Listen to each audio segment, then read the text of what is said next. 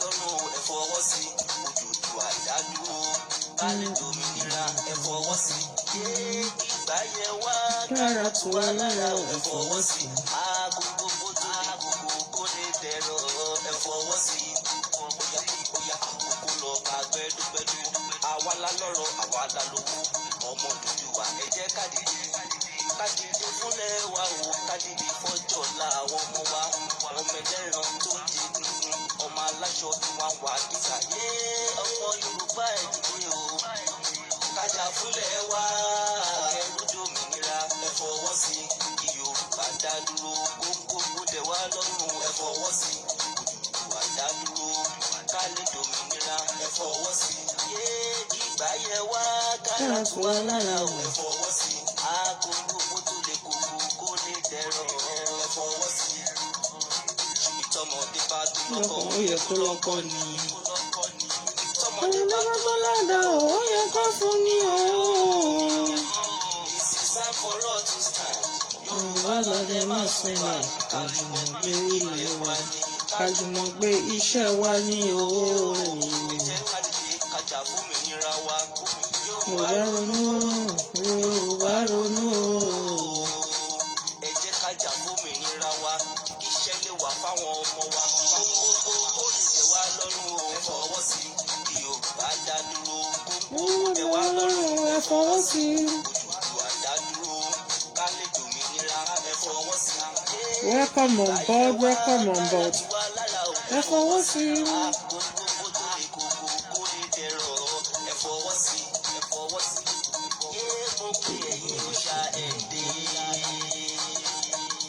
Ifá ẹ̀là mímọ́ Ọbàtálá Ọ̀rúnmìlà Odùduwà Ògún Ṣàngó Ọbalúayé Èṣù Yábẹ̀tà Ọlọ́gbọ́n Onílẹ̀ Iyemọja Ọ̀ṣun Ọya Adé Ológun Ìwà Àyàó Ọba Ọ̀tì ẹ̀dìdè àti ṣetán ẹ̀dìdè fòmìnira wa. Ẹ káàbọ̀ sórí ètò ẹ kúrọ̀lẹ́ a tún ti dé bí a ṣe ń dé apá àná àdẹ̀kú ènìyàn kó àtàárọ̀ o mo kí gbogbo yín ẹ káàbọ̀ sórí ètò bonjour yín yóò correct o okay sir. Ká tó wọnú agbami ètò lọ ẹ jẹ́ ká dúpẹ́ lọ́wọ́ Elédùmarè ọba tọ́pẹ́ yẹ fún ọba tó dá wa lénìyàn ọba tó dá wa sí ọba tó pa wá mọ́ bí ẹyin ojú ọba tó ń dáàbò bò wá ọba tó ti ń bẹ kí bẹbẹ tó máa bẹ ọba tó máa bẹ nígbà tí bẹbẹ ò ní bẹ mọ́ ẹ̀hún ló dá ayé àti ọ̀run adúpẹ́ ní wákàtí àgbé yín ga afọpẹ́ fún yín adúpẹ́ lórí ẹbí lórí ará lórí ojúlùmọ̀ adúpẹ́ dídá tí ẹ dá wa sí adúpẹ́ ìpamọ́ yín adúpẹ́ tẹ́ jẹ́ kí ọ̀tá kan lágbára lórí wa adúpẹ́ pẹ̀ ń táṣírí ìbábá àṣírí kọ̀kọ̀ fún wa adúpẹ́ gbogbo nǹkan tẹ́ ti ṣe adúpẹ́ ìtẹ́ ń ṣe lọ́wọ́lọ́wọ́ adúpẹ́ ìtẹ́ ṣì máa ṣe adúpẹ́ ààbò yín adúpẹ́ ẹnu ọpẹ́ wa kó má ṣe kàn bá ṣe ń dúpẹ́ ní wákàtí ẹnu ta fi ń dúpẹ́ ẹ má jà fi sunkún lọ́la tó ń bọ̀ ẹnu ta fi ń yìn ká máa láyọ̀ ká máa yìn lógo ni Elédùmarè adúpẹ́ lọ́wọ́ yín ẹ káàbọ̀ sórí ètò torí pé bàbá yìí náà ló sọ fún wa pé kí ọpẹ́ wa kó máa pọ̀ ju ìbéèrè wa lọ àwa dúpẹ́ ní wákàtí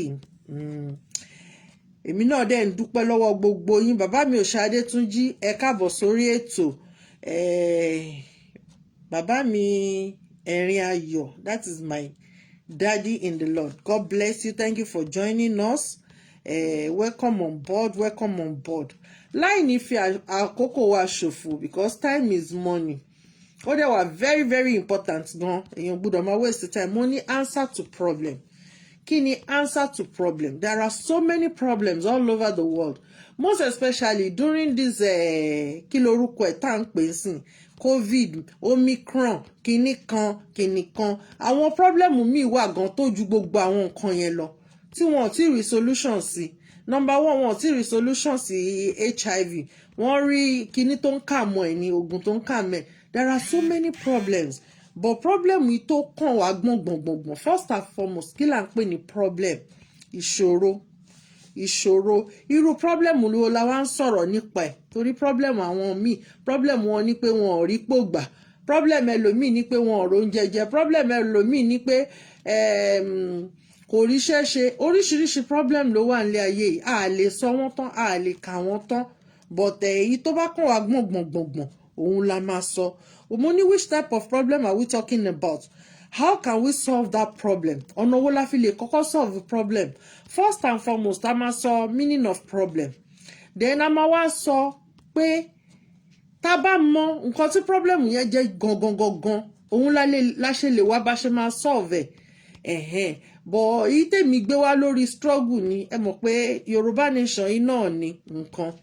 Lẹ́yìn ká gba nation wa, kò tún sí nǹkan míì mọ́ gbogbo wọ́n ń ṣe kinní kan gbogbo ẹ̀ no be today yan reach back na tètè àìmọye nǹkan tó yìí máa ṣẹlẹ̀ táwọn èèyàn sì máa lanu àìmọye a ti sọ lórí ètò àìmọye betrayal àìmọye oríṣiríṣi tó yìí máa tún ṣẹlẹ̀ àìmọye ṣé problem lé jíjó la fẹ́ sọ ni ṣé mi ti parú ẹ̀ ní early last year pé wọ́n máa jó gbogbo shop wọ́n máa render àwọn èèyàn wa hopeless wọ́n fẹ́ sọ wọ́n da láìlágbára so tó bá ṣẹlẹ̀ ní ìsìn nítorí pé àìní ẹ̀mí ìkíyèsí wa òun ló fa gbogbo nǹkan yẹn and àdẹ̀mójútó nǹkan tó kàn wá nǹkan tó jẹ́ títí wa mo sọ lánàá àbíjẹta rádà mo ní wọ́n fi pé wọ́n ti lọ sinmi torí election election is coming ó ti rọ̀ lára wọn wọ́n máa wọlé bí olè lóru ni o wọ́n máa wọlé bí olè lóru ni so problem ó jẹ́ nǹkan tó yẹ pé ó le tó rújú táwa ń wá ojútùú fún problem is something that cause difficulty a problem is a trouble. We can use the word trouble and we can use the word predicament. It can be a predicament. Àwọn nǹkan tó ṣẹlẹ̀ sí ènìyàn tí kò múnú èèyàn dùn.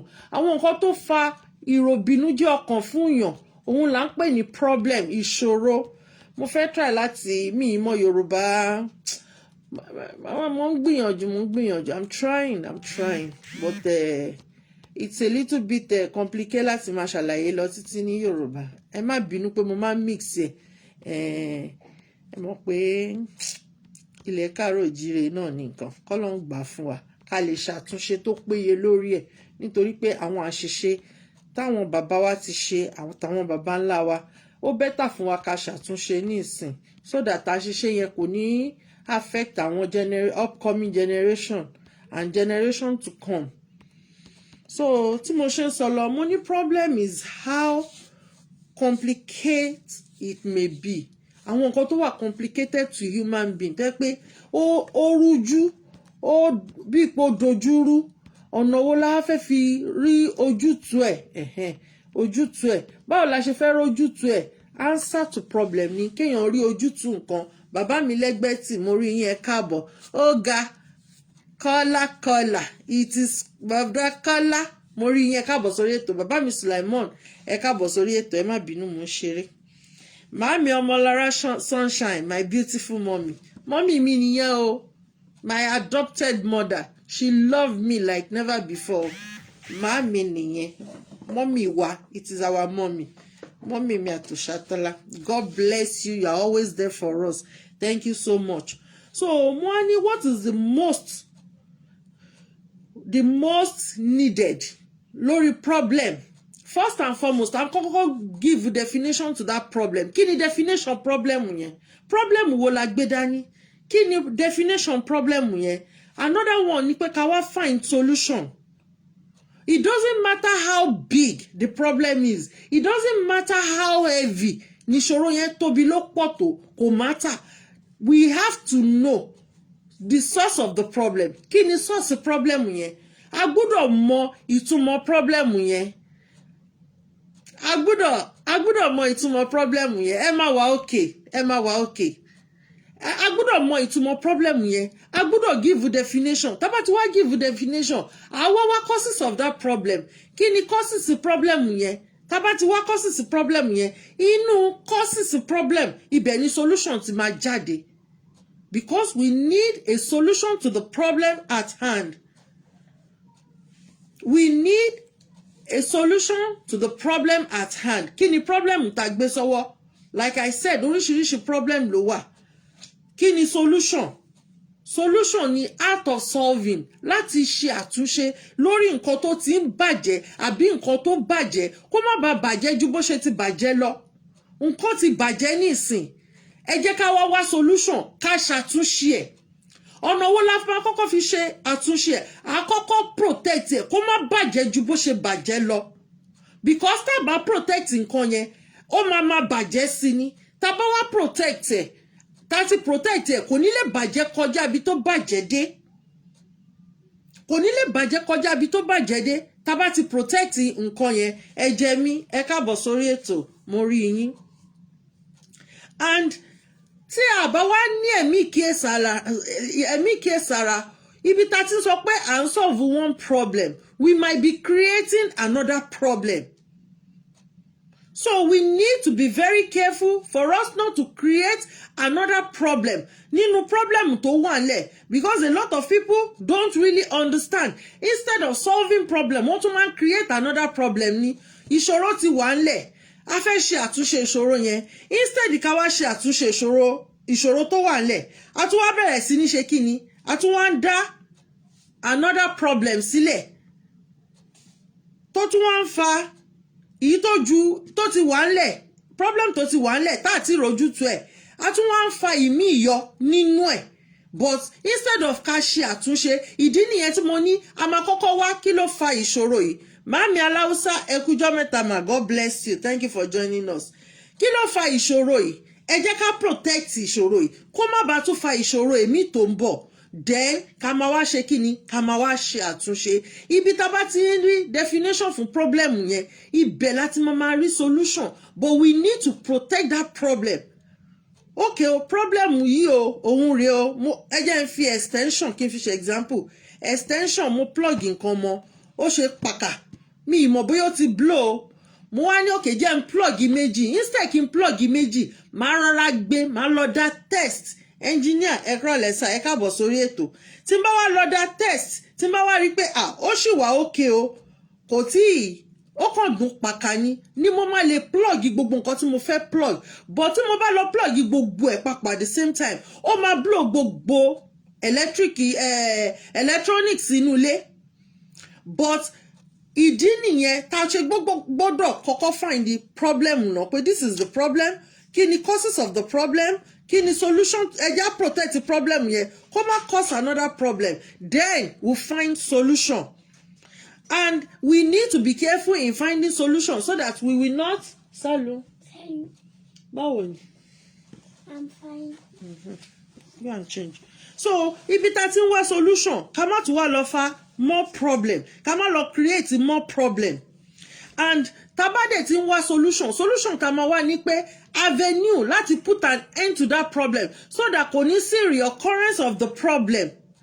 A máa wá solution, complete solution for us láti ní kí lorúkọ ẹ̀ a complete solution to the problem so that kò ní create more avenue. An avenue to end it completely òun ni ká wá. Answer to problem. Tá bá ní kí ni answer to problem? A máa identify problem yẹn. A gbọ́dọ̀ take responsibility problem yẹn pé okay we are responsible for the problem. Nítorí pé mi ń ṣe politician lẹ́ni, nítorí pé mi kì í ṣe ọba nílẹ̀ Káàárọ̀ Oòjíire lẹ́ni, kò mí pé mi had mọ́tò problem ilẹ̀ yẹn. Gbogbo wa la lọ́wọ́ nínú ìṣòro ilẹ̀ Káàárọ̀ Oòjíire. Each and every one of us ló lọ́wọ́ ń bẹ̀. So we need to take responsibility of the problem or for the problem.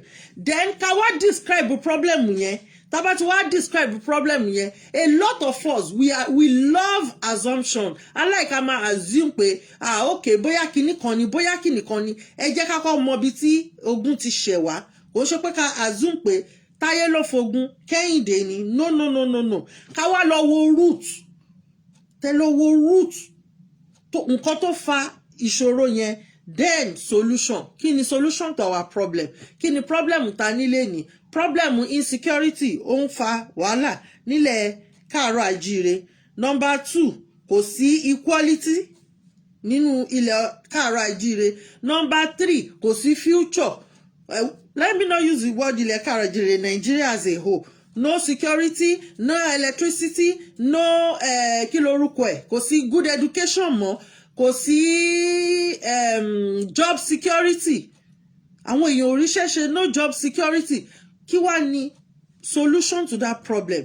Nítorí mixed multitude, a máa wá sọ̀rọ̀ nípa mixed multitude. Òun ló fà á àwọn ẹ̀yà oríṣiríṣi tí wọ́n so pọ̀, tí wọ́n gbédè, tí wọ́n ń ṣe elédè kan náà, tí wọ́n kì í ṣe wọ́n ní the same culture.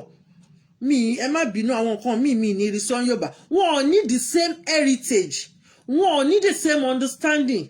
Àwọn ọmọ káàárọ̀ àjíire, ìran wa jẹ́ ìran tó lajú, ìran ọ̀làjú ni ìran wa. Ìran wa jẹ́ ìran tó gbáfẹ́, ìran wa jẹ́ ìran tó kàwé lọ́pọ̀lọpọ̀. Wọ́n wá kó wa pọ̀ mọ́ ìran darandaran tó yẹ pé inú igbó ni wọ́n ń gbé. Ìran káàárọ̀ àjíire wọ́n fẹ́ràn kó máa sọ igbó, kó máa sọ di ìlú ńlá. Wọ́n fẹ́ràn kó máa sọ igbó di ìlú ńlá, but àwọn tó dà wá pọ̀, wọ́n dà wá pọ̀ pẹ̀lú àwọn tó fẹ́ràn kó máa gbé nínú igbó. Àwọn alárìnkiri òru náà máa ń rìn. Then nǹkan wá wọ́ọ̀kì láàrin wa mọ́, ó wá ń fa problem. Kí ni solution to that problem? Solution to the problem ni pé ká kọ́kọ́ correct the problem yẹn. We need to correct that problem. And a gbọ́dọ̀ mọ Ọlọ́run. Nínú ìrìn àjò tá à ń rìn, a gbọ́dọ̀ mọ Ọlọ́run. Ọ̀nà wo la fẹ́ fi mọ Ọlọ́run? Ṣé Ọlọ́run tòótọ́ là ń pè ni? Ṣé Ọlọ́run tó kí lorúkọ ẹ̀ là ń pè? Àwọn kíní máa ń lo the word false God, false religion. Ṣé òun là ń tẹ̀lé ni? A gbọ́dọ̀ kọ́kọ́ gbogbo àwọn nǹkan yẹn wà very important, and ó dẹ̀ necessary fún wa láti mọ rituals wa, gbogbo kálukú wa. Bàbá mi Idris, mo rí yín, ẹ káàbọ̀ sórí ètò.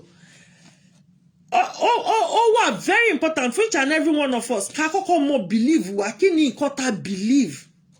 Lálákọ̀ọ́kọ́, as a Yorùbá man tó ń ṣiṣẹ́ ọlọ́pàá, tó ń gba bribe, tó ń frustrate Yorùbá ẹgbẹ́, you are a problem to that race. As a Yoruba man, tó máa fún ẹ ní contract billions, tó ò ní ṣe nǹkan kan, you are a problem to that race. Ìdí nìyẹn tí mo fi sọ pé gbogbo wa la lọ́wọ́ ń bẹ̀. As a Yoruba woman, tí wọ́n fi ẹ́ jẹ ìyá lọ́jà, tó jẹ́ pé owó àtàjèrè, ó fi tún ọjà ṣe ń kó sí àpò ara ẹ, you are a problem to that race. Gbogbo wa la ní ń bẹ̀. Because gbogbo every one of us àti blame ìjọba, àti blame kinní kan. Àwọn tó ń pera wọn ní ọlọ́lá, ṣebí àwa Yorùbá náà sọ pé nítorí tálákà la ṣe dá olówó. Kí ni nǹkan tí wọ́n ti ṣe sí orílẹ̀ wọn? Nǹkan kan ṣẹlẹ̀ ní ìsìn láti bí ijọ́ mẹ́ta. Nobody is talking about it. A dẹ̀ ti sọ̀rọ̀ lórí investment, lórí program wa, a ti sọ̀rọ̀ nípa investment. Ǹjẹ́ àwọn ọmọ káàárọ̀ àjíire, ǹjẹ́ à ń invest lórí nǹkan tó jẹ́ àwọn nǹkan wa? Ǹjẹ́ a mọ̀ pé wọ́n ń ta gbogbo pọ́ọ̀tù káàkiri? Ǹjẹ́ àwọn ọmọ káàárọ̀ àjíire a ní interest nínú ẹ̀ pé kí ni yìí o tiwa ni, ẹ jẹ́ ká fi owó wa ká fi dé mọ́lẹ̀? Because gbogbo àwọn pọ́ọ̀tù yẹn náà ń tà. Nísìn wọ́n ní according to the list tí wọ́n list, wọ́n ní China àti kí lorúkọ wọn? Àwọn ni wọ́n fẹ́ ra ìbẹ̀jú Lẹ́kì sí kinní yẹn, sí port yẹn. Àwọn Italian company kan, and a dẹ̀ rí ọmọ káàárọ̀ àjíire tó yẹ pé òun ló ní Heathrow airport ní England. A ní ọmọ káàárọ̀ àjíire tó yẹ pé gbogbo fastest train tó ń rìn ní Italy òun ló ní. Ǹjẹ́ kò yẹ káwa náà ká ṣe investment wa sí ilẹ̀ wa? Ìdí nìyẹn tí mo ṣe máa ń bá gbogbo àwọn politician wí. Mo lè ka politician mélòó kan, gbogbo filling station tó wà ní Mali, Bukola Saraki get in here. Kí ni mo fẹ́ forúkọ bọ̀bọ̀ ìṣe sí, ó ti fò lọ. Dino Malaye get in here. Kó wá sọ pé àwọn kọ́ làwọn ní. Ìgbà tẹ́ kó owó wa nílùú wa tẹ́ ń kó lọ síta, táwọn fi owó wa tẹ́ fi build economy wọn. Gbogbo ẹ̀yin politician, gbogbo ẹ̀yin tẹ́ pera yín ní philanthropist o, kíní kan ni yín o, ẹ̀yin gangan ẹ wà lára àwọn problem ta ní ilẹ̀ Káàárọ̀ Àjíire. Because ẹ má jẹ́ ká fi problem yẹn ká fi dá lórí àwọn ọba o, àwọn tó pera wọn ní leaders o. Táwa náà tá bá ti ń ṣe ẹ̀tọ́ láàrin ara wa, tá ti ń ṣe Mami Nancy mo rí yẹn káàbọ̀ sórí ètò. Mọ́mí Adéníkẹ́ Bọ́lájókòó ẹ kújọ́ mẹ́ta mà ẹ káàbọ̀ mà. Tá ti ń ṣe ẹ̀tọ́ fún ara wa, maybe we will not be in this mess. Tó ṣe pọ̀ tó yìí, kò bá má pọ̀ tó yìí, mess tá wà nú èyí, kò bá má pọ̀ tó yìí. Because tó bá jẹ́ pé gbogbo major asset in Yorùbá land, ọmọ Káàárọ̀ Àjíire ló ní go almost 90% ẹ̀. Ó máa ìjà wa àti jà àti ṣẹ́gun àti bọ́rí àti móríbọ́. Dájú Aládìméjì ẹ káàbọ̀ sórí ètò. So ìdí nìyẹn, happy new year ma, tí mo ṣe sọ pé gbogbo wa la ní ọwọ́ nínú problem at hand. So we all must come together to solve that problem. Mo sọ̀rọ̀ nípa belief wa. Mo ní what is your belief? What is my belief? What is our belief? Kí la believe? Who did we believe? Ta la believe in? Àwa fúnrara, have we ever take note pé amúlágbájá jáde kó wá ṣe kánsẹ́lọ̀ ní Mushin? Bẹ́ẹ̀ mo máa ń use Mushin àbóṣòdì àbí Kọ̀tún. Lágbájá yẹn ló ń gbé ní Ìkòyí. Ẹjọ́ báwo ló ṣe fẹ́ mọ nǹkan tó ṣẹlẹ̀ ní Ìkòyí? You should live in that locality. O gbọ́dọ̀ mọ nǹkan tó ń ṣẹlẹ̀ ní locality yẹn. Faith wo la ní? Ẹni tá wá lọ mú kalẹ̀, ǹjẹ́ a mọ̀ délédélé, ǹjẹ́ a mọ̀ ìrun ẹ̀? Kí ni àwọn baba ńlẹ̀ ti ṣe láyé àtijọ́? Ordinary ìyàwó ló fẹ́fẹ́ wá ní lọ ilé wọn. Ọmọ ta ni ẹ́ nílẹ̀ yìí? Ta ni bàbá ẹ̀? Kí ni ó wà nínú ìran ẹ̀? Àìsàn wo ló wà nínú ìran wọn? Wọ́n á ṣe findings to débi wípé before the two family can come together, there will be an investigation. Ẹlẹ́ẹ̀kejì, àwọn nǹkan táwọn baba ńlá wa lò tó fi ń ṣe ìtọ́nà, tó fi ń solve problem, tó dẹ̀ ń solve problem, tó dẹ̀ sì ń solve problem lọ́wọ́lọ́wọ́, ń bo la kó gbogbo ẹ̀ sí, ń bo la gbé sí, àti sọ́nù nítorí pé kí ni a ti gba nǹkan tí a mọ̀ nípa ẹ̀, what we don't know about, a ti gbà láyè nínú ìrìn àjò wa.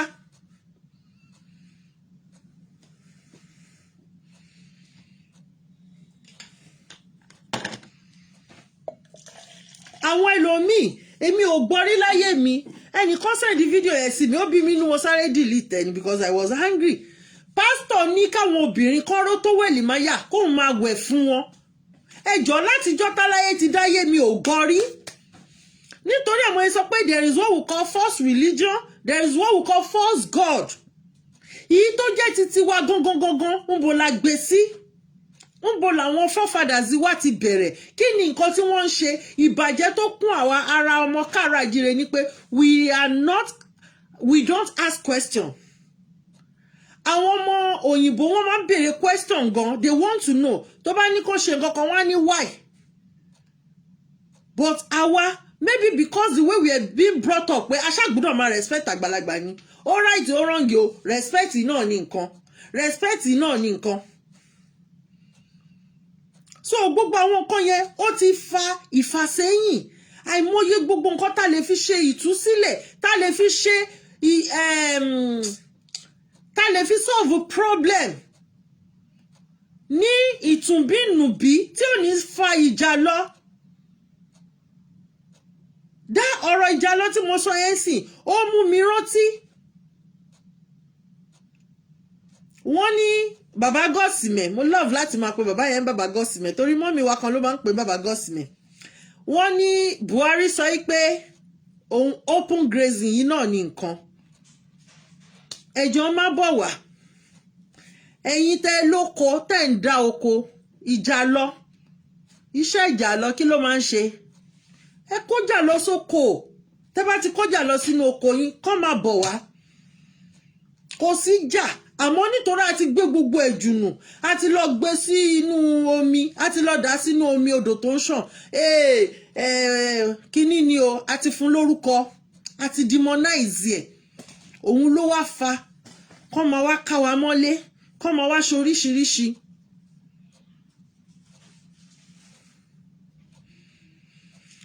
ṣé ẹ jẹ́ kí n sọ̀rọ̀ kan fún wa your belief is your faith.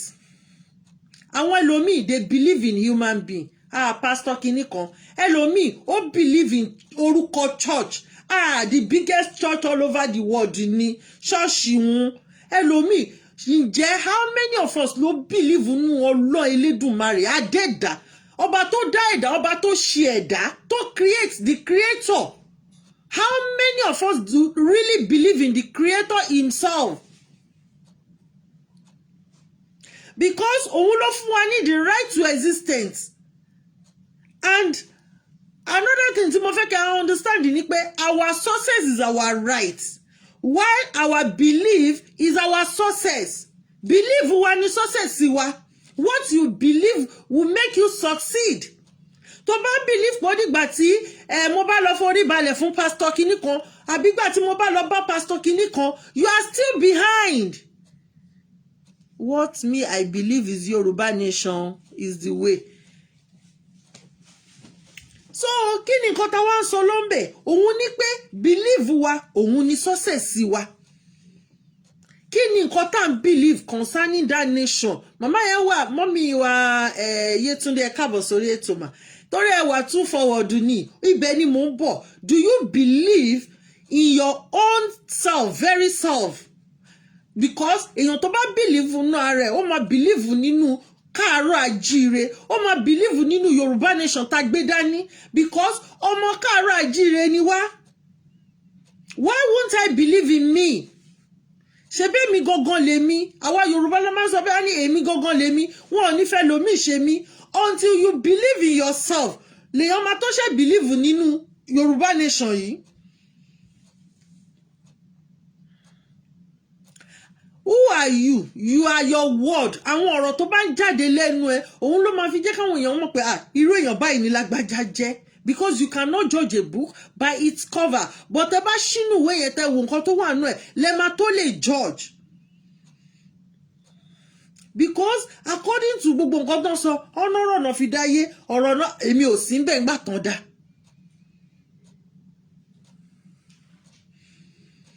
Ọ̀rọ̀ yẹn òun ló dẹ̀ méèdì wa ǹjẹ́ ọ̀rọ̀ wa a fi ń para wa lára ọ̀rọ̀ wa a fi ń fa ìtọ́sọ́nà a fi ń solve problem at hand.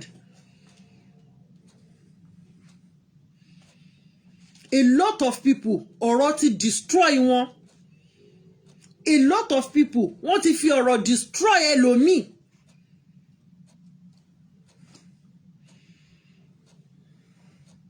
Nítorí pé ọ̀rọ̀ yìí ni a fẹ́ sọ̀rọ̀ mo fẹ́ wà ńbẹ̀ èmi ni mo fẹ́ mọ̀ sọ jù wọn ò gbọ́dọ̀ mọ̀ sọ tó mi mo ṣáà fẹ́ gbà yìí.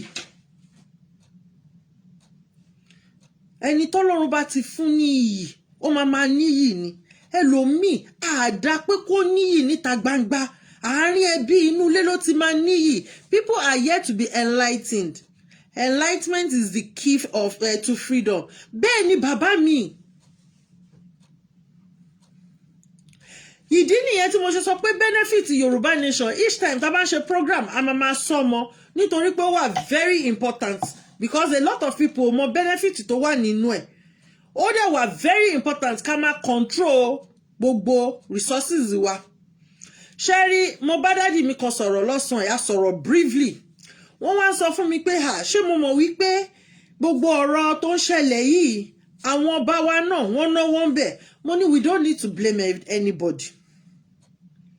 I need láti blame wọn. Ọmọ reason tá ṣe ní blame wọn torí pé a jẹ́ kan feel very comfortable and important ni. Tí ara bá ní aráàlú á dìde tán bá ti dìde they know the right thing to do. Àwọn tó ń dá oko nítorí pé wọ́n gbé àṣà àti ṣe wa sẹ́gbẹ̀ẹ́ kan òun ló ń jẹ́ kéèyàn ṣe. mo máa ń sọ ọ̀rọ̀ kan ó dàbí bàbá kan ní òun ní oko òun fẹ́ fún wọn ládírẹ́sì oko òun kàn máa bọ̀ wá kán wá wọnú oko òun ó ní ọmọ tóun bí fúnra òun tó bá wọnú ẹ̀ lásìkò yẹn wọ́n á gbégbìn kán máa kó ẹran wọn bọ̀ kán wá fi jẹ oko báwo lèèyàn ṣe máa dáko tó máa spend over 15 million 20 million sórí kinní torí pé nǹkan tẹ̀ ń wá nínú ilẹ̀ yẹn ẹ mú gbogbo ilẹ̀ káàárọ̀ òjíire ẹ bà gbogbo ẹ̀ jẹ́ nítorí àlámọ̀rí títí tara yín nǹkan tó yẹ kẹ ṣe níṣe tiwantiwa kí gbogbo ọmọ ìlú kó benefit from it ẹ dájọ́ kó tẹ gbogbo ẹ̀ wọ́n sọ àwọn kan náà wá ẹ má bu o ẹ má bu kinní kan ẹ má sọ̀rọ̀ sí kinní kan because wọ́n jẹ nídìí bàjẹ́ ṣé ẹ má bu ló máa solve problem ni àbí finding fault pé lágbájá ló jẹ̀bi tàmẹ̀dù ló jẹ̀bi ló máa solve problem ẹ lọ wo grassroots to problem yẹn ẹ jẹ́ ká take responsibility fún problem yẹn tá bá ti take responsibility ẹ jẹ́ ká measure problem yẹn ó yá kí ni solution ẹ jẹ́ wá solution àwọn people wọn ò ní jẹ́ ká rìnrìn àjò wa bá ṣe fẹ́ rìn ẹ gbé wọn dà sẹ́gbẹ̀ẹ́ kan mo sọ mo ní ẹ lọ kọ́ home fún wọn they are above 65 láti 65 upward ẹ lọ dà wọ́n sí home kán kó àwọn ọmọ tó máa tọ́jú wọn síbi àwọn ọmọ sísí tó máa tọ́jú wọn ẹ kọ́ máa tọ́jú wọn bẹ̀ we don't need listen sí nǹkan tó bá ń sọ Yorùbá ní ẹnu àgbà lóbi tí ń gbó ṣé tọmọdé tá a bá jẹ́ kọ́mọdé kúrò lójú kan ṣó máa dàgbà ni ńgbà táwọn tó ti dàgbà tí wọn ò fẹ́ tó ṣàfẹ́ wà ní ipò ọmọdé ṣáwọn tó wá kéré ṣé wọ́n fẹ́ kó dàgbà nìyẹn Yorùbá ní àkùkọ gàgàrà kò kí ń fẹ́ kí kékeré kọ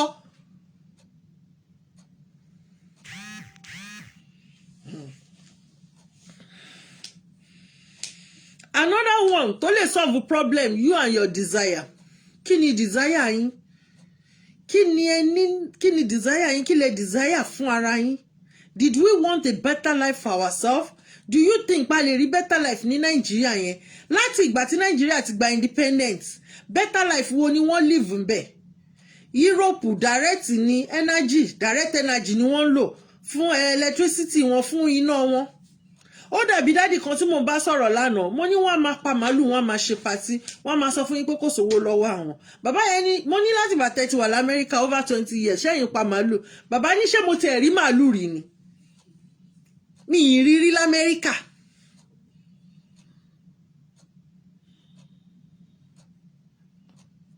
so what are we now talking do you desire to live a good life? You just have to, talk to yourself. I want to live a good life. Live, okay. Over how many years of our life? Good life will I live? Ìgbà wo lẹ wà nílùú yẹn tí náà lọ for 1 month.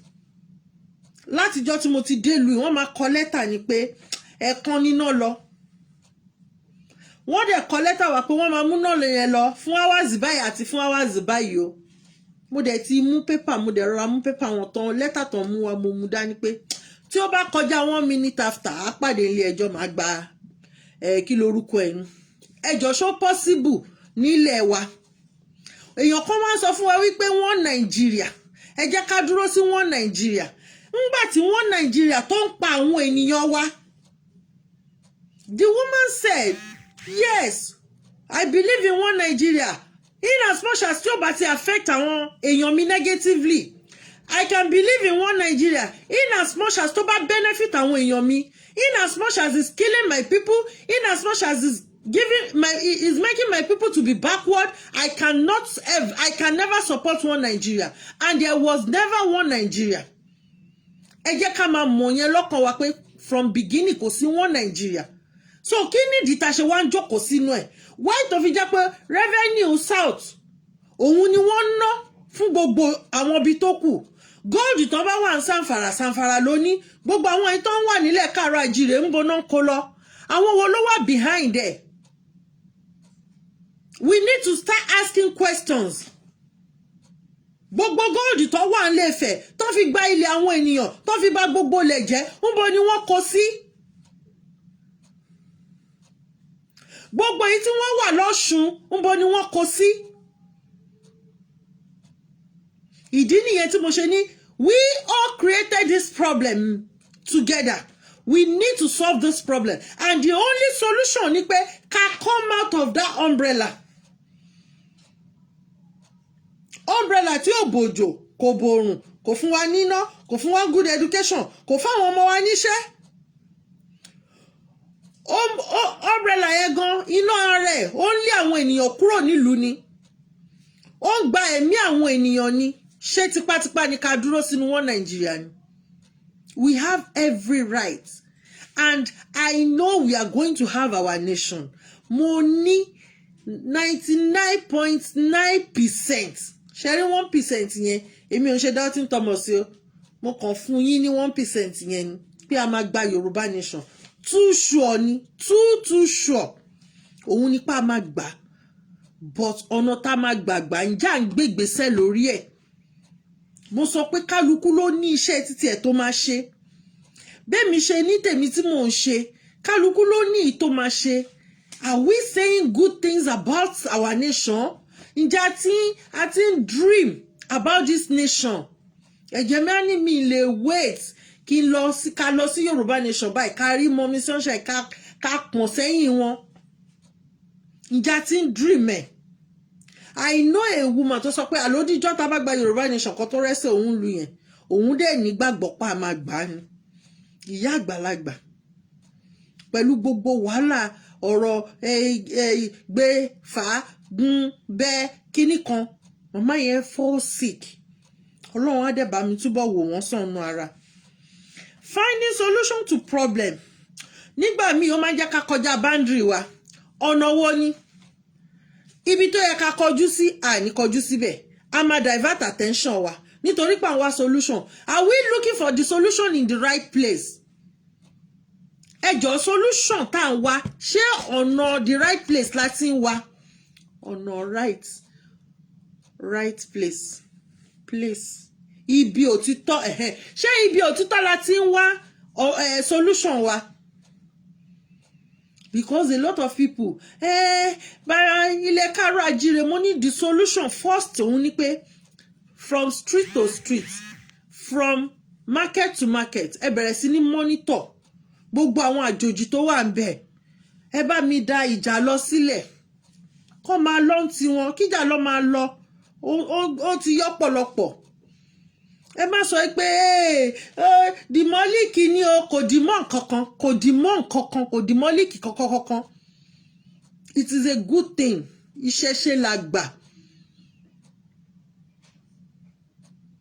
Ní ayé àtijọ́ tó lè bá wọ àwọn ilé kan ó lè yẹ máa gbálẹ̀ mọ́jú ni kí ló dé tẹ́ kó gbálẹ̀ jọ sádùúgbò kó jí láàárọ̀ kẹ́ lọ sùn tí yín kó dé kó gbálẹ̀ mọ́jú. Wọ́n gbálẹ̀ tẹ́ bá ti sọ fún wọn wọn ń ṣọmọ àdúgbò yìí o wọ́n fẹ́ wá dáná sun àdúgbò ni kó bẹ̀rẹ̀ sí ní gbálẹ̀. Mi ò gbọ́ rí for many years of my life pé ọjà kan jóná without any concrete reason. But for the past few years àti mọ bí tíṣẹ́ ti ń dún wá they are rendering Yorùbá àwọn ọmọ káàárọ̀ àjíire hopeless so that wọn ò ní lè jàfẹ́tọ̀ wọn. Wọ́n á ní ṣé mi tí mi ìrówó jẹun ni mo máa lọ ṣe rálì ṣé mi tí mi tí ìfáwọn ọmọ mi lówó skúlù ni máa lọ pariwo kan ẹtúyá àwọn yúùtù tún bọ́ síta yìnbọn fún gbogbo wọn. Nísìn tó bá encourage àwọn èèyàn pé go and rally against this people wọ́n ní kán tún yìnbọn pa àwọn bó ṣe pa àwọn ọmọ ensars wọ́n fi kíní sílẹ̀ wọ́n fi àmì sílẹ̀ fún yín láti má lè jà fún ẹ̀tọ́ yín. Àwọn àmì yẹn dẹ̀rẹ́ àwọn àmì gidi ni àwọn àmì tó máa bà yín lẹ́rù. Àwa náà ti wá di èmi ò bẹ̀rù náà anyway èmi ò ń bẹ̀rù fún irú nǹkan bẹ́ẹ̀ yẹn. Tá bá ń wá solution ìgbà míì a máa lọ wá solution yẹn àwọn èèyàn máa wò wá pé solution lẹ wá mo mọ ẹni tó lè bá yín rí solution wọ́n á misdirect wa. We need to bí nǹkan tí mo sọ ń jẹta ẹni tó bá mọ̀nà ló máa ń tọ̀ ẹ jẹ́ ká follow àwọn tó mọ̀nà ká kàn tọ̀ àwọn kan wà mo ti sọ mo ní wọ́n rìnrìn àjò pẹ̀lú wa ṣó ń fòótọ́ ọnú rìn àbí wọ́n rìn nítorí pé kárí mi, wọ́n rìn nítorí pé kán lè sọ pé mi náà sọ̀rọ̀ Yorùbá nation, wọ́n rìn nítorí pé Yorùbá nation yìí ọmọ Yorùbá ni mí, wọ́n rìn nítorí pé àwọn ní YouTube ń sanwó èmi náà fẹ́ gbowó YouTube. There are so many reasons. Tẹ́ bá lọ tẹ̀lérò àwọn èèyàn yẹn, wọ́n á tún dá yín padà sí ọ̀nà tó jìnnà ju ibi tẹ́ ti máa rí solution lọ.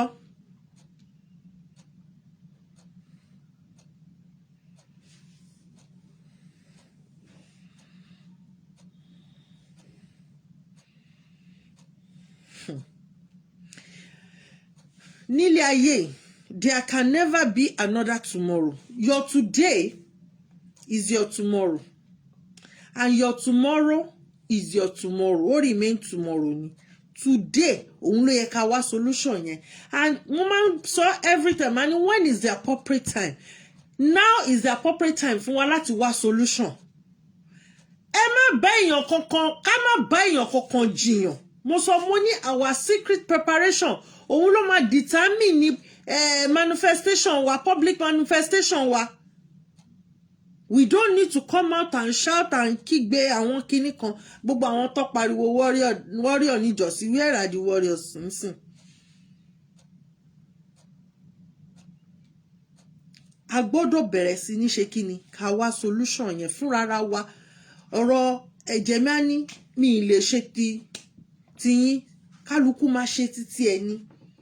Let us preach this Yoruba nation because it is the only answer to the problem.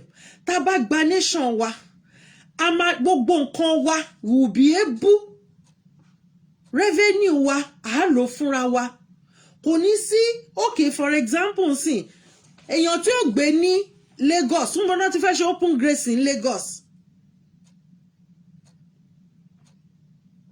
Kò yé mi bí tán ti fẹ́ ṣe because ìwọ̀nba tí mo ti lò nínú Europe èmi ò rí bí tán ti ń kó màálù káàkiri ojú títì. Kọ́ tí mo ṣe sọ pé miss multitude nìyẹn. Ṣé dandan ni kí ọmọ káàárọ̀ àjíire kó jẹ màálù Fúlàní ni? Àti pé ṣé ọmọ ìlú wa ni wọn kì í ṣe ọmọ ìlú tó dàpọ̀ mọ́ra wọn tó dẹyọ kan yẹn. Tó fi ń ṣe business center yẹn, Nigeria yẹn, it is a business center. But tèmi bá dákẹ́ pé wo, àwọn náà mọ̀ nǹkan tó bá wọn kan ṣe, ó máa kàn wá, ó máa kàn mí, ó máa kàn yín. So we need answer to the problem. The answer to the problem at hand ni pé ká gba nation wa, ká develop nation wa. We have able people, able men, able women, tó yẹ pé wọ́n ní capacity. We have, when we talk about development, kò ń ṣe pé kó máa develop ilé ẹyọ kan, ilé downstairs, kó máa sọ di 3-story building. No, it's not about that. It's about testing the soil itself. Kí ni nǹkan tí a lè mú ṣe lórí ilẹ̀ yẹn? Cow meat has been banned in Biafra land. Ṣẹ́ráyé, ìran káàárọ̀ àjíire ò kí ń jẹran màálù tẹ́lẹ̀. Àgbò, àwọn ẹran tó kù náà ń jẹ. Then màálù tó ní ìwo kékeré báyìí, òun náà máa ń jẹ, even òun ló wà bí gan. Àwọn oníwo gàgàrà yẹn kò yí, in fact, mo ń béèrè ìbéèrè, mo tiẹ̀ tún gọ́gù ẹ̀ díẹ̀, mo tún fẹ́ mọ̀ nípa ẹ̀ mọ́. Mo fẹ́ mọ̀ more about it. Ẹran téèyàn gé tó gé, ẹran géèyàn lọ́wọ́. Ẹran géèyàn ní ọwọ́. Ẹniyàn ṣará àtàwọn àǹtí mi ni o. Wọ́n lọ ra ẹran fún birthday wọn, wọ́n di ẹran mú. Ọwọ́ tán fi di ẹran yẹn mú, ibẹ̀ yẹn gé báyìí. Tán ya picture tó pè mí pé wáyé mi, mo ní mi sọ fún yín pé kẹ́ má jẹ ẹran mọ́.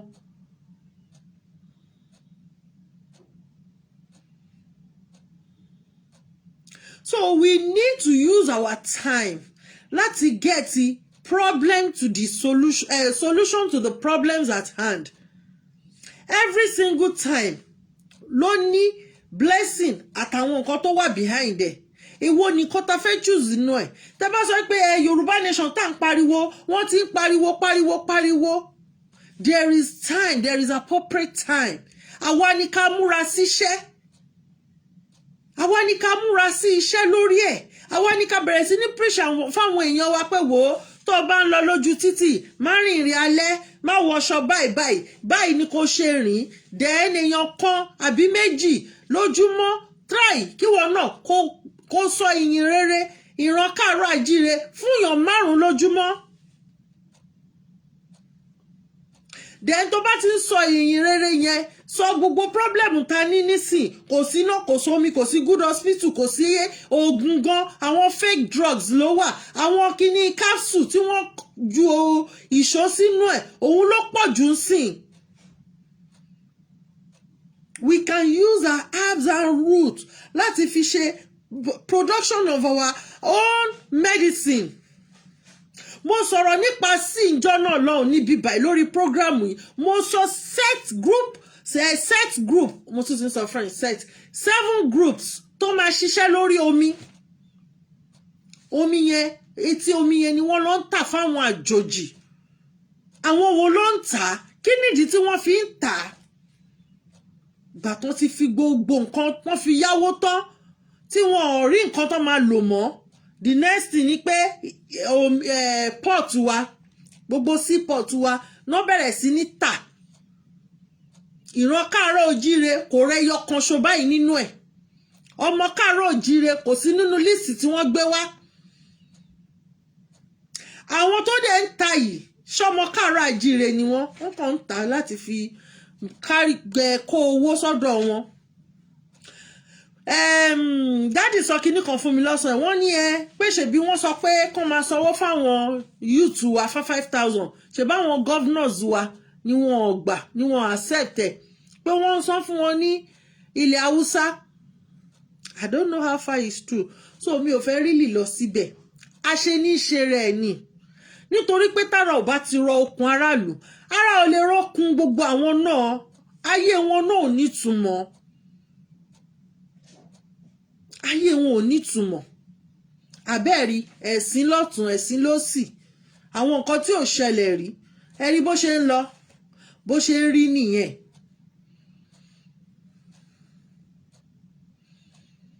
No to Nigerian anthem in Biafra land oyè tó kára wò ó máa kárẹ́ ẹ̀dẹ̀ tó bá yà àwa ní national anthem wa gan téèyàn bá gbọ́ sí etí iṣẹ́ wa fúnlẹ̀ wá forílẹ̀ ibi wa kágbéga ká lè rí ìgbàgbọ́ wa ní pé bá ti bẹ̀rù la bọ́ mọ́ ṣẹ́tìrí bá ti bẹ̀rù la bọ́ mọ́ ká ṣiṣẹ́ ká jọlá ìṣọ̀kan àtòmìnira ní kẹjẹ ká máa lépa ó ní ìṣọ̀kan àti òmìnira òun ní ká máa lépa ẹ̀yin kan dẹ̀ jókòó sí di pé ó ti ṣeé ṣe ẹ̀yin kan dẹ̀ jókòó sí di pé kò ní sí solution ẹ̀yin kan dẹ̀ jókòó sí di pé kẹ́ máa fi make owó ẹ̀yin kan dẹ̀ jókòó sí di wípé nígbà tó sọ wípé òmìnira ìṣọ̀kan number 1 òmìnira òun ni ká máa lépa ká máa struggle fún our struggle òun ni ìṣọ̀kan láàrin wa we need togetherness àti liberty freedom from pains freedom from oppression freedom from stress gbogbo àwọn youth wa náà ti ní depression mi ń gbọ́ depression kò ṣe pé mi ń gbọ́ depression but kò rampant bó ṣe rampant lẹ́ni live and direct a grown up man ó bẹ́ sínú omi a man tó ti ní ọmọ tó níyàwó lé gbogbo àwọn abiyamọ àdẹ̀tara àdẹ̀jí pé ẹ jẹ́ káwa náà wá solution ẹ fa àwọn ọkùnrin ilẹ̀ ó yẹ ẹ jẹ́ káwa náà bẹ̀rẹ̀ sí ní wá solution gbogbo ibi tó bá wà gbogbo wa la gbọ́dọ̀ wá solution yẹn torí orin yẹn sọ fún wa pé ìṣọ̀kan àti òmìnira wa ní ká máa lépa.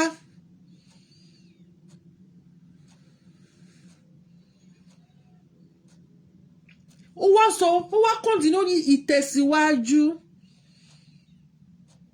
fún ọ̀pọ̀ ire. We must continue. No stopping, no waiting. Yoruba nation now. Pẹ̀lú gbogbo nǹkan tó dára. Ẹ jọ̀ọ́, tá bá follow national anthem wa lẹ́ni já wa. A súnmọ́ bèbè orin national anthem wa. A súnmọ́ rárá. Ó tún wá sọ last kìíní ó ní àwa ní ìmọ́lẹ̀ ògo adúláwọ̀. Ìjọ tá bá ti fi lè gba nation wa báyìí. Ilẹ̀ Africa wọ́n bọ́ lóko ẹrú pátápátá. So we are, because they are hanging under our blessing. Àwọn náà wọ́n ò rí blessing gbà.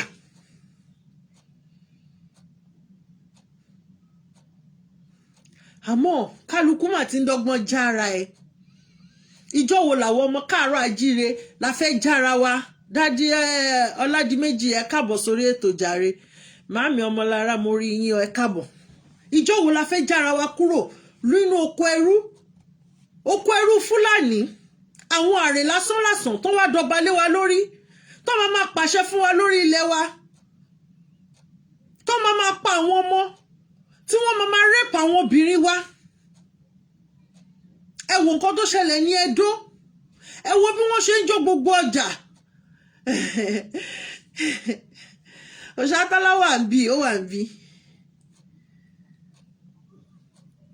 Ẹ wo bí wọ́n ṣe ń jó gbogbo ọjà káàkiri. So, a gbọ́dọ̀ dìde kájà fún ẹ̀tọ́ wa. Nobody is going to find solution for us. The answer to problem, àwa fúnra wa la máa wá. We need to start divining the problem. Pé problem yìí bó ló ti bẹ̀rẹ̀. Ìkíní ó bẹ̀rẹ̀ níbi ẹ̀sìn. Nítorí pé à ń rí spirituality wa gẹ́gẹ́ bí ẹ̀sìn. Our spirituality kò kí ń ṣe ẹ̀sìn. Ẹ̀sìn kọ́, spirituality, it is a natural thing ni. Spirituality wa ni kò kí ń ṣe ẹ̀sìn. Number 1 nìyẹn. Number 2, ó dìgbà tá bá mọ nǹkan tó jẹ́ tiwa ní tiwa. Tá bá pè bàbá oníbàbá ní bàbá mọ́. Báwo ni mo ṣe máa sọ pé dádì òyìnbó neighbor mi òun ló bí mi? No, kò jọra wọn. Ó dìgbà tá bá bẹ̀rẹ̀ sí ní pè àwọn bàbá wa ní bàbá. Another one fún wa ní pé ó dìgbà tá bá bẹ̀rẹ̀ sí ní rí oúnjẹ wa bí oúnjẹ wa. Ó dìgbà tá bá bẹ̀rẹ̀ sí ní rí aṣọ wa gẹ́gẹ́ bí tara wa. Ó dàbí ìgbà tí mo ṣerun fọ́mọ mi. Mo di pàtẹ́wọ́ pẹ̀lú bèèzì fún. Ó wá délé wá ní pé ẹ̀yin ẹ̀ ò fine.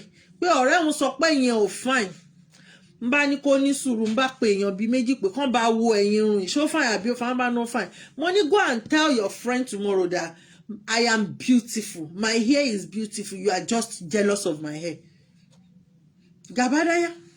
Kò jù bẹ́ẹ̀ lọ. Mo ní you must tell her even in the presence of your teacher gan ni kò ti sọ fún.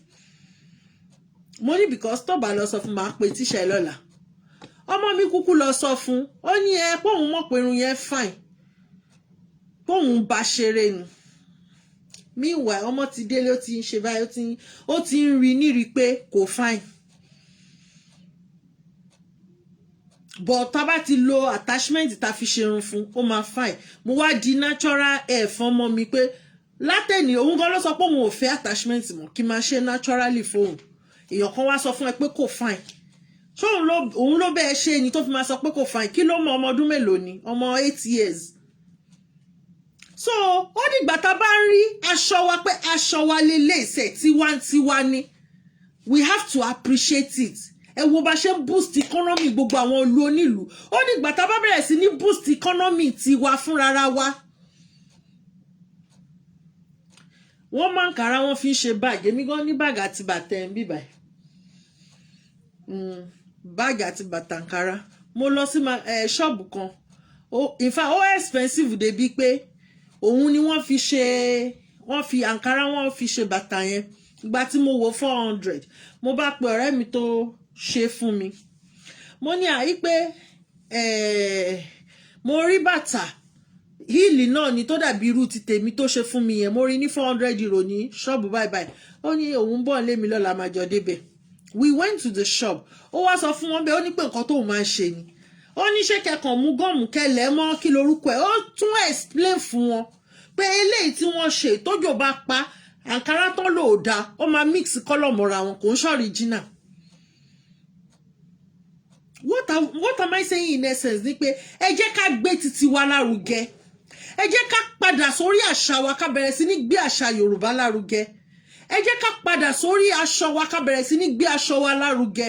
We have beautiful aṣọ now. Ẹ jẹ́ ká padà sórí àṣà wa ká bẹ̀rẹ̀ sí ní ṣe kíni ká bẹ̀rẹ̀ sí ní ṣe títí wa tiwantiwa òun ló dé kù. Kí ló dé táwọn Amẹ́ríkà sọ pé wọ́n fẹ́ introduce oúnjẹ Yorùbá wọ́n fẹ́ invest nínú oúnjẹ wa nítorí pé wọ́n mọ̀ pé àwọn ọmọ Yorùbá ò kì í síkì kì í síkì kí ló fẹ́ ó dàbí lẹ́ni tí lady kan náà ní kàtà wọ́n wá lé mi pé kí n má dúró sẹ́gbẹ̀ẹ́ mú ní mi bá dúró kí n forí kọ lórí kí n tèmi mi ilé ní kàtà ọmọ àgbólé mi àgbóná fi tọ́ mi mo ní tí mo bá ní kàtà lẹ́nu tí mo bá délé lálẹ́ tí mo bá bu rọ́ọ̀bù sínú omi tí mo bá borí mọ́ gbogbo ẹ máa fò jáde ni ìyẹn ń wò mí mo ní ẹ̀ náà mo ní at worst máa jẹ ginger raw ginger sapik ó ń ta iná sọ yẹn o mo ní bó ṣe ń ta yẹn làwa ṣe ń jẹ ó ní àbọ̀ mo ní bẹ́ẹ̀ ni. So what am I saying in essence ni pé tá bá gba spirituality wa padà tá bá gba Yorùbá nation àwọn benefit tó wà nù ẹ̀ mi lè kà wọ́n tán lálàkọ́kọ́ ìlú wa máa ní security ní ẹlẹ́ẹ̀kejì ṣé rí gbogbo àwọn tó ń ṣe àwọn politician tẹ́rí tó ń ṣe bó ṣe ń ṣe yẹn o wàhálà wọ́n fi umbrella yẹn wọ́n fi kọ́rùn ni torí pé kí ni wọn ò lè ní ó fẹ́ lọ fún commissioner wọ́n wá gbógun lẹ́pẹ́ tó bá jí owó kó pa ẹ́ ṣán bí ìyá ẹ̀dá kó jí owó ni ó fẹ́ lọ fún chairman local government gbogbo nǹkan ni máa ṣe tí ì bá ṣe kí ara sọ́pà òun ṣára ò ní sọ́pà ni tiwantiwa nìyẹn ìlú bá wá arójútù ìlú yẹn máa ráyè even we will be far better than àwọn European countries tó ti exist for many years lọ. Number one a nídìí láti máa wá náà káàkiri a ní oòrùn tá a máa fi ṣe solar energy thank God for God pé àwọn ọmọ wa wọ́n ti build the house sínsìn. They can rebuild and build and build and build and continue to build house. House ni kọ́kọ́ la nídìí. Àìmọye nǹkan. Ẹnìkan ti sọ lójú ẹnìkan tó súnmọ́ wa gangan pé tí wọ́n bá gba nation yẹn lénìí, Yorùbá nation lénìí, ó níye billions of naira tó máa gbélẹ̀. Kó bẹ̀rẹ̀ sí ní fi build ìlú yẹn lọ. He doesn't want any position. He doesn't want anything. But ó ṣàfẹ́ only but presently I'm giving no dime to nobody. Kó lọ gba ìlú yẹn and they will see what we are going to do. We have many like that. Tó ready láti establish ìlú yẹn. But until tèmi àti yín tá bá dúró lórí solution yẹn tá dẹ̀ bẹ̀rẹ̀ sí ní gbé ìgbésẹ̀. Àti mọ bí tí ṣòro ti wọ́ wá pé Miss Multitude ló fa wàhálà. Solution ni pé ká ṣe kí ni ká pathways. Àwọn tó ń ṣiṣẹ́ administratively wọ́n ń ṣiṣẹ́ ká máa encourage wọn pé ẹ má jẹ́ oṣù yín o gbogbo báírò tẹ́ fi ń kọ́ àkọyè lẹ́ máa kọ́ o àwọn tí wọ́n ń ṣiṣẹ́ kálukú ló ní department ẹ̀ but I need láti kún wọn lọ́wọ́ mo máa ń sọ tí bá ní tó bá sọ̀rọ̀ nípa support it is not about money why are we believing in money alone. Moral support wà encouragement wà ń bẹ àìmọye advice tí wọ́n lè give ìjọsìn tí mo wá sọ̀rọ̀ nípa omi yẹn tó bá jẹ́ wípé bí wọ́n ṣe gbé fídíò yẹn lọ fún Sanwó-Olú tó ṣe wò ó òun náà jókòó ó rí wọ́n gbégbèsè lórí ẹ̀ ṣebí wọ́n pè mí ní jọ̀wọ́ pọ́n gbé fídíò yẹn lọ fún Sanwó-Olú. That is the way tá máa fi ṣe kí ni tá fi máa regain gbogbo lost glory wa padà. We'll regain our lost glory. Number one, a ní passport wa. Owó wa la máa ná. Àwọn ọmọ wa nílùú yìí, mo sọ níjẹta, mo ní ó wù mí, I want to become one of their police officer. wọ́n sọ fún mi pé àjòjì kò ń ṣe ọlọ́pàá nílùú àwọn. Kò possible when you are not born in this country, even when you have the citizenship, wọn ò ní gbà ẹ́. Àfi tó bá bí ẹ sínú ìlú yìí nìkan. Àwọn tó wà ní France wọ́n wà lórí program tí n bá parọ́ kàn lọ sí police station lọ́la kàn lọ béèrè or kàn lọ sí la mairie is okay for them to ask questions àwọn nǹkan tó bá fẹ́ mọ̀.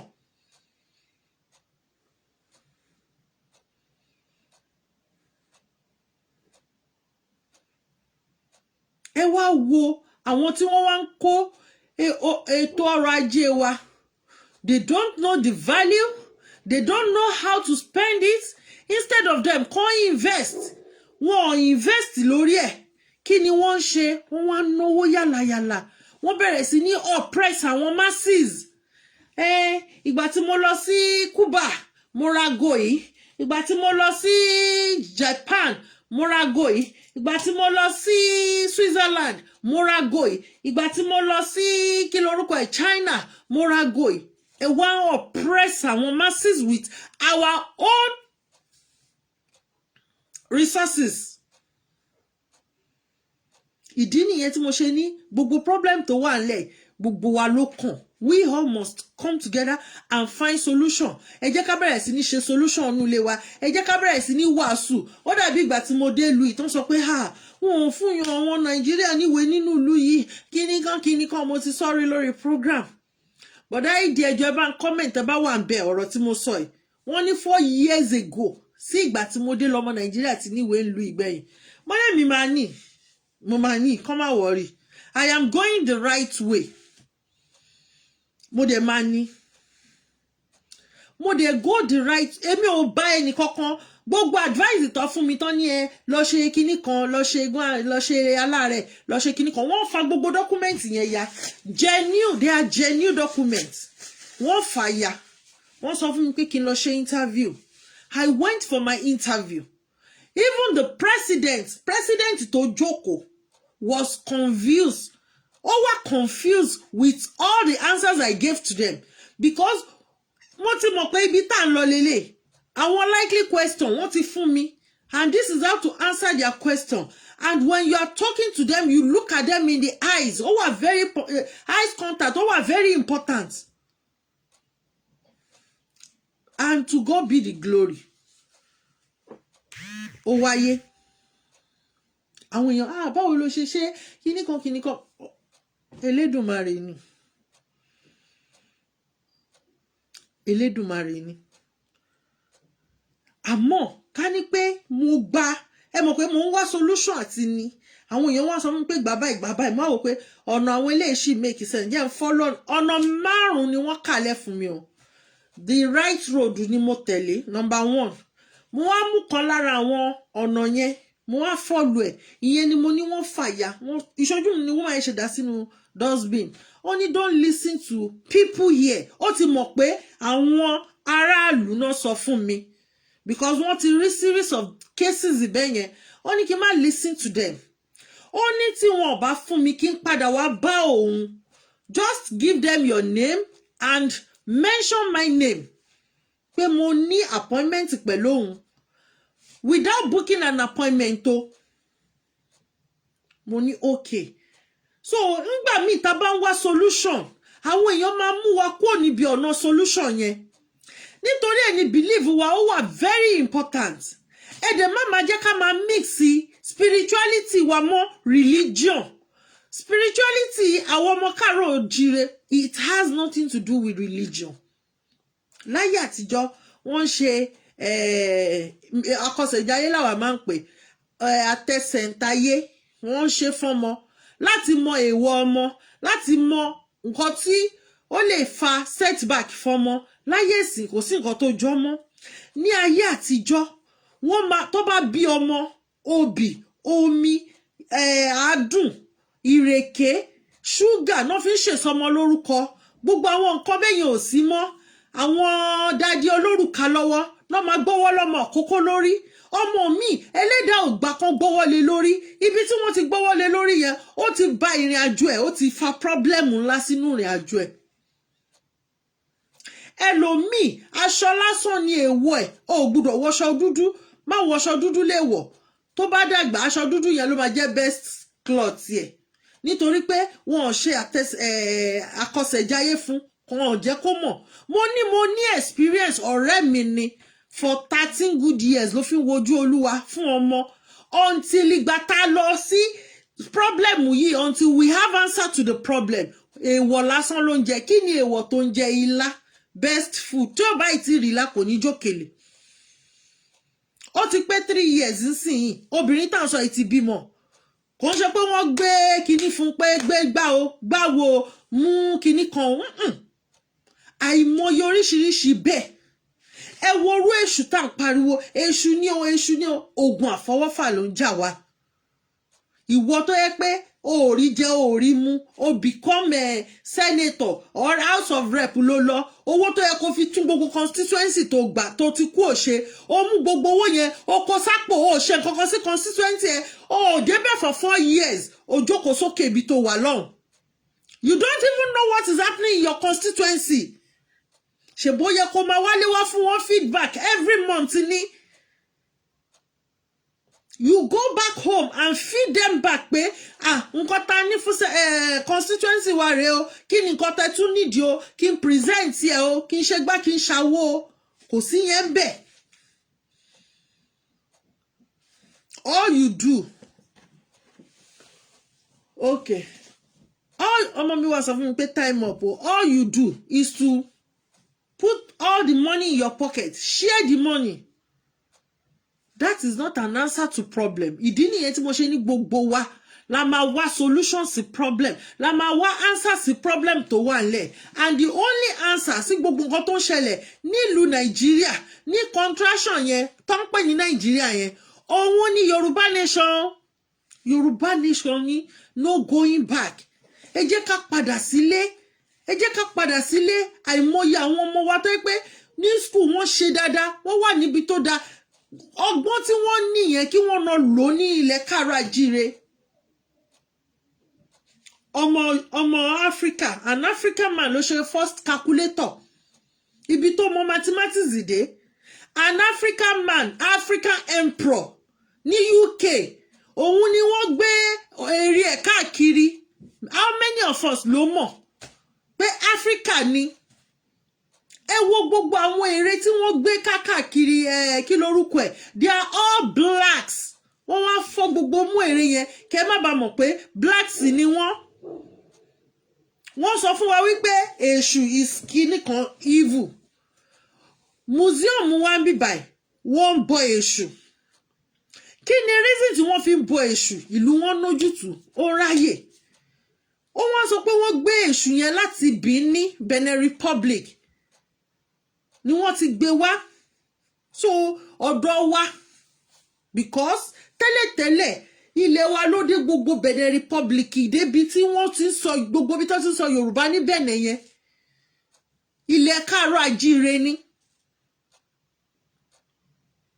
ẹ wá lọ gbé ẹgbẹ́ lọ síbẹ̀ another one tó tún jẹ́ tó ojú táyé òun ni ajé wọ́n gbé ajé ní ilẹ̀ káàárọ̀ òjìlé wọ́n gbé lọ sí Central London wọ́n kọ́lé fún wọ́n ń bọ ajé lọ́dọọdún níbẹ̀ wọ́n fún ní gbogbo ètùtù tó ń fún wọ́n tún ṣe títí èṣù ajé wọ́n gbé ó wà ń bẹ̀ owó wọn ló tóbi jù o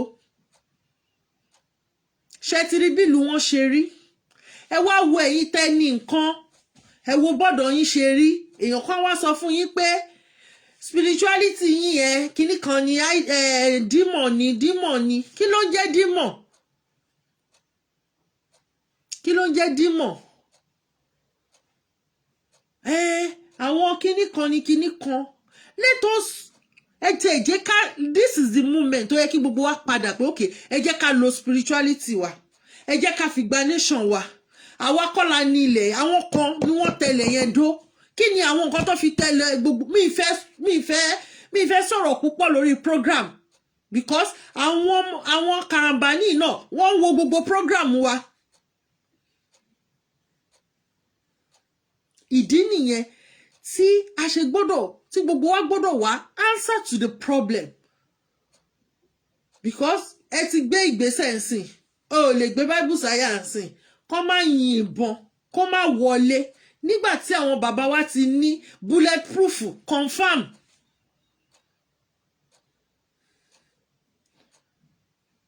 Nísìn wọ́n wá padà sí bio àwọn wo ló bẹ̀rẹ̀ bio tí ṣe rí ìgbà tá bẹ̀rẹ̀ research tá bẹ̀rẹ̀ Yorùbá Nation yìí we made a lot of research we realized that àwọn ọmọ Káràjíire á sọ nǹkan gidi nù.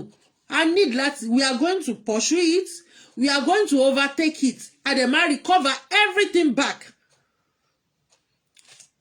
Àwọn ọmọ ìran Káràjíire àwọn Africa let me use the word Africa náà kọ́ àwọn òyìnbó bó ṣe ń wẹ̀ àwọn wọn ti ní abọ́ tó fi ń jẹun tó bá jẹ́ pé àwọn òyìnbó ìlókò gbogbo kìíní ìwà tó ń là wá lójú bá ṣe ń sọ ìfọ́jú náà mú wá kò ń ṣe ọ̀làjú àwọn baba ńlá wa ti lajú bàtà onídẹ ṣíbí onídẹ ìkòkò onídẹ làwa fi ń ṣebẹ̀ o tá bá padà lọ wo gbogbo àwọn old films yẹn tá lọ gbọ́ gbogbo àwọn ọ̀rọ̀ tí wọ́n sọ nínú ẹ̀ á máa mọ nǹkan tí ó ń ṣẹlẹ̀ gangan pé àwa la sọ nǹkan nù.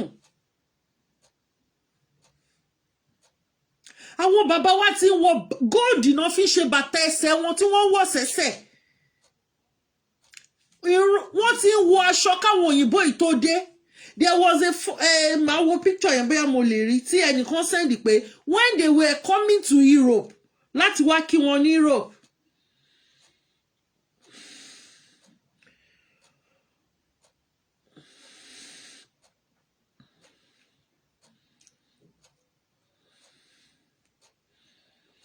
mo ń wá picture yẹn.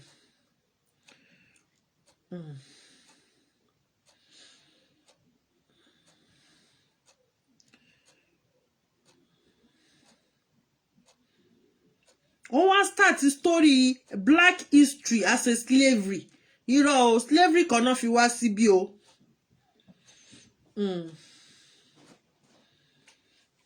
Òun nìyó nìyẹn o nígbà tí wọ́n ń bọ̀ nìyẹn o ìgbà tí wọ́n dé tán ni o náà wá mú wọn lẹ́rú ṣẹ́tìrí ẹ̀rọ dúró nǹkan tí wọ́n kó wá àwọn blacks ní A àwọn náà ní B nígbà tí wọ́n ń bọ̀ òun nìyẹn o wọ́n kẹ́rù wọ́n ń bọ̀ wá wọ́n wá mú wọn wọ́n gbaṣọ ara wọn wọ́n gba gbogbo ẹrù wọn wọ́n kó wọn lẹ́rú. This is the original black history.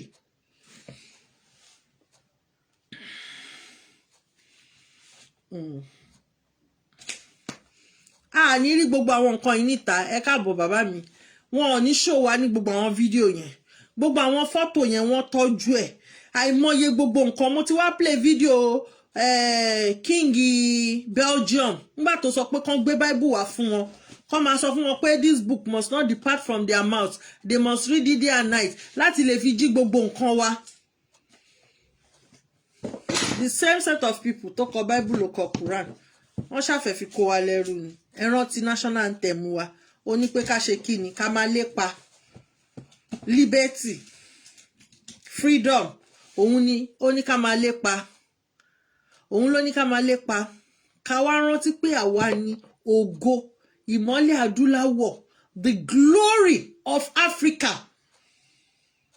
Ẹ wo tó bá sọ to football àwọn ọmọ wa ni tó bá sọ kí lorúkọ ẹ̀ 100 meter 500 meter 1000 kìíní kan àwọn ọmọ wa ni nílùú àwọn ọmọ tó ń play fún tó ń sáré eze nwa ọmọ Igbo òun ló sáré fún France. Ẹ lọ wo àwọn tó ń play football wọn Africa ló pọ̀ jù nú wọn. So we need our answer to the problem òun ni pé ká gba nation wa ká wá máa pursue ẹ̀ ká overtake ẹ̀ ká wá recover back all that belongs to us because Yoruba nation is now. Ẹ ṣé mo dúpẹ́ time mi ti pé kò wù mí kí n máa lọ but time mi ti pé ẹ ṣé gan ni God bless you all. I appreciate each and every one of you. Daddy Adekunle Oyefade Oyefade ẹ káàbọ̀ sórí ètò ẹ ṣé mo dúpẹ́ mo appreciate gbogbo yín all my mummies on board mo appreciate yín o gbogbo ìgbà ẹ̀yin ni mo máa bá èmi náà lẹ máa rí o wọn ò ní fẹ́ ní kankan ṣe wá o a ní fira wa ṣàwátì o ọdún yìí do not be surprised